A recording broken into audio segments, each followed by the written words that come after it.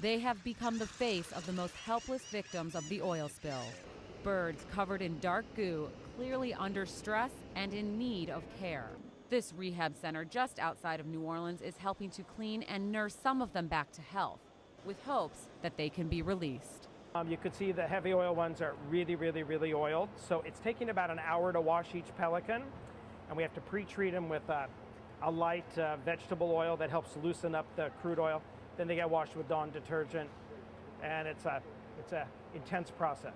The process is time-consuming and with good intentions, but there is a long-running debate that cleaning oil-drenched birds may not have a big enough impact to matter to the larger population. The numbers of birds that are being brought in and actually cleaned is probably a very small percentage of the birds that are really being affected in inaccessible areas and further out in the Gulf.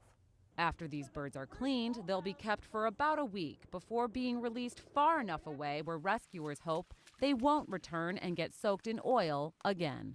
It's called site fidelity. They know where their homes are. They're taking them to the east coast of Florida now, I think with the assumption they'll stay over there, or at least they'll buy them some time. But tracking what happens to them after release can be difficult, and the lack of accurate information further fuels the debate.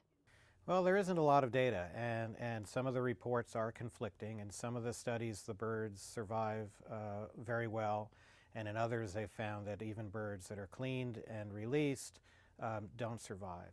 Across the Gulf region, over 350 birds have been collected alive with visible oil, and nearly 100 dead, with more on the way. Lila Ibrahim, The Associated Press.